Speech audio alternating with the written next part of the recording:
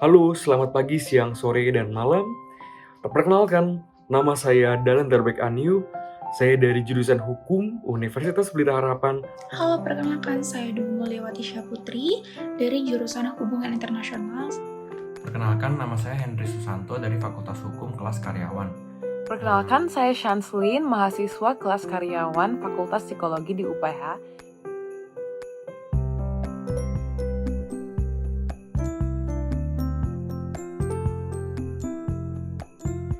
Pada kesempatan kali ini, saya akan membahas mengenai konsep Bhinneka Tunggal Ika dalam kehidupan kita yang beragama di Indonesia dengan umat-umat beragama lainnya. Nah, sebelum kita membahas Bhinneka Tunggal Ika, kita harus tahu dulu apa sih Bhinneka Tunggal Ika itu.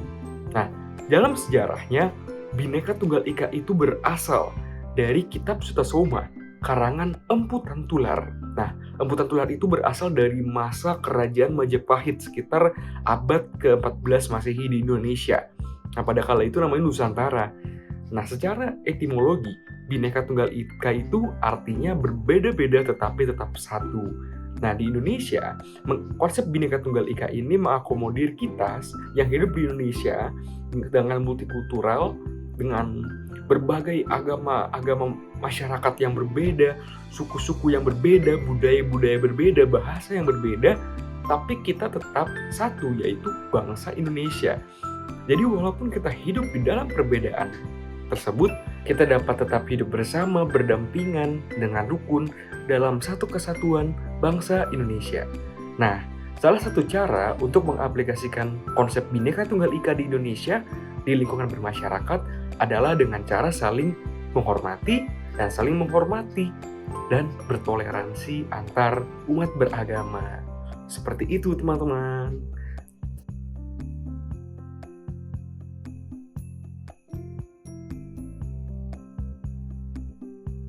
Tentunya di agama manapun telah diajarkan untuk mendapat mentoleransi agama lain.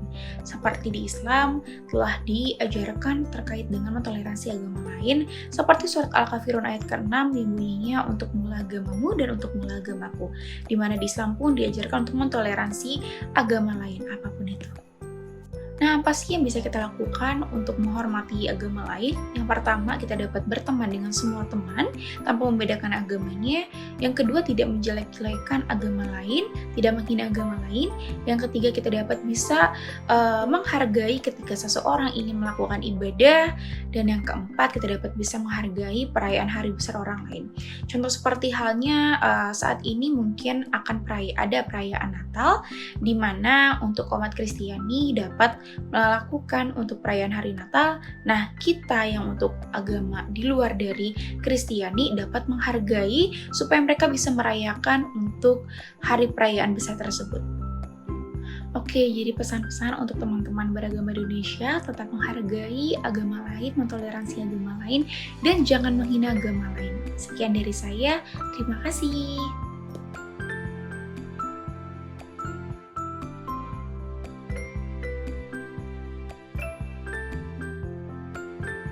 Di sini, saya akan membahas toleransi dalam kehidupan beragama, yaitu toleransi beragama adalah sikap saling menerima dan terbuka terhadap keberadaan umat yang berbeda agama. Tidak peduli agama apa yang Anda ikuti, semua orang bisa saling menghormati. Toleransi beragama bertujuan untuk menciptakan suasana atau situasi yang harmonis dan tercipta kerjasama antar umat beragam.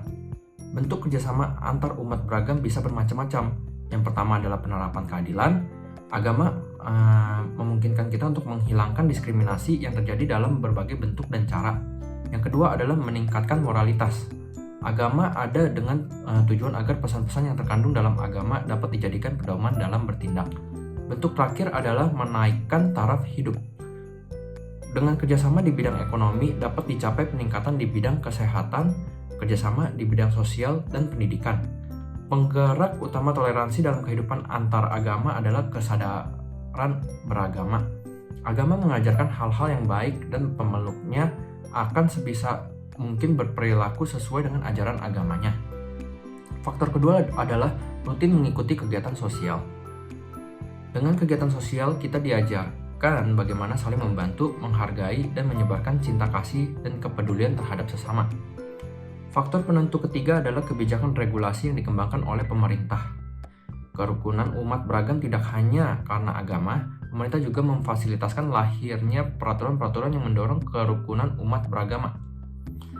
Adapun faktor penghambat dapat disebutkan beberapa hal. Yang pertama adalah penurunan moral keluarga. Berkurangnya sifat keluargaan akan membuat seseorang menjadi lebih personal, yaitu lebih mementingkan diri sendiri. Penghalang kedua adalah fanatisme agama. Cinta terhadap suatu agama diperbolehkan, namun tidak boleh berlebihan. Jika kita melangkah terlalu jauh, kita tidak akan menghargai perbedaan kita dan menutup diri kita pada kebenaran lain. Hal yang dapat dilakukan oleh generasi muda untuk membangun toleransi di antara penganut agama adalah sila pertama Pancasila adalah dengan menjalankan ajaran agamanya masing-masing.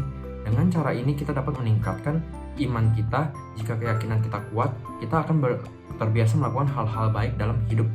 Selain itu, kita juga dapat meningkatkan religiusitas kita dengan mengamal agama secara benar sehingga berdampak positif bagi diri sendiri dan orang lain.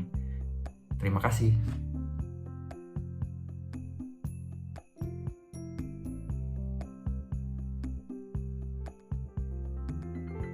Dan saya akan membicarakan tentang tidak memaksakan keyakinan agama yang dianut kepada orang lain.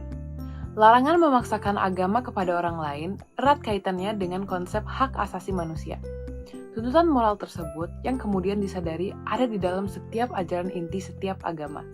Kita tahu bersama bahwa semua agama itu mengajarkan pentingnya penghargaan dan penghormatan terhadap manusia, tanpa ada perbedaan dan diskriminasi. Larangan memaksakan agama pada orang lain, termasuk dalam isu kebebasan agama, tercantum di dalam Deklarasi Universal Hak Asasi Manusia, atau juga dikenal sebagai DUHAM. Ini bisa terlihat di pasal 2 DUHAM, yang menyatakan bahwa setiap orang berhak atas semua hak dan kebebasan-kebebasan yang tercantum dalam deklarasi ini, tanpa perkecualian. Ini termasuk ras, warna kulit, jenis kelamin, bahasa, agama, dan politik. Kebebasan beragama di Indonesia mengacu pada UUD 1945 pasal 29 ayat 2. Pasal ini menyatakan bahwa setiap warga diberi kemerdekaan atau kebebasan untuk memeluk agamanya masing-masing dan beribadah menurut agama dan kepercayaannya.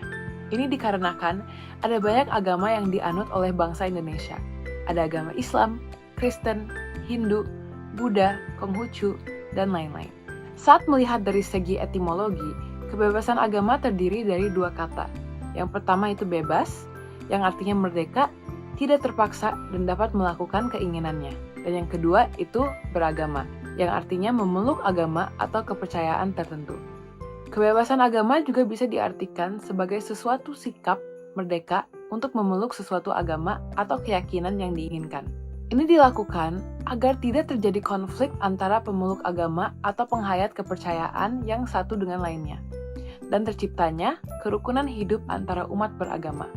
Maka diperlakukan sikap terbuka dan menerima keberadaan keyakinan agama dan kepercayaan lain. Maka kebebasan agama adalah unsur yang sama sekali tidak terlepas dari kehidupan dan sistem budaya umat manusia. Jadi kalian mungkin bertanya, apa alasannya untuk menerima perbedaan ini dan tidak memaksakan agama kami kepada orang yang lain?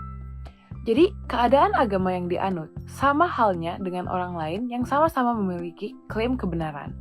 Hal yang perlu digarisbawahi adalah keyakinan setiap orang terhadap agama atau kepercayaan adalah bagian yang paling personal, individual, dan tersembunyi dari manusia.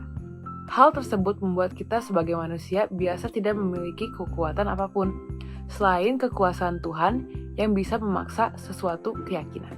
Kebebasan beragama dengan sikap tidak memaksakan agama kepada orang lain yang dimaksud di sini bukan berarti mengakui bahwa agama lain itu benar.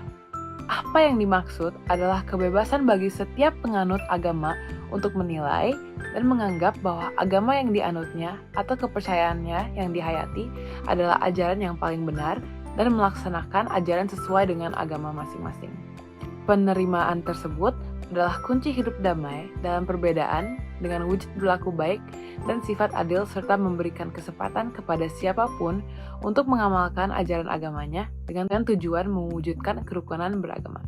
Terkait topik yang sudah saya bahaskan ini, saya ingin mengakhiri topik ini dengan sebuah kutipan, yaitu, jika Tuhan menginginkan agama satu, maka mudah bagi Tuhan untuk menjadi semua agama satu.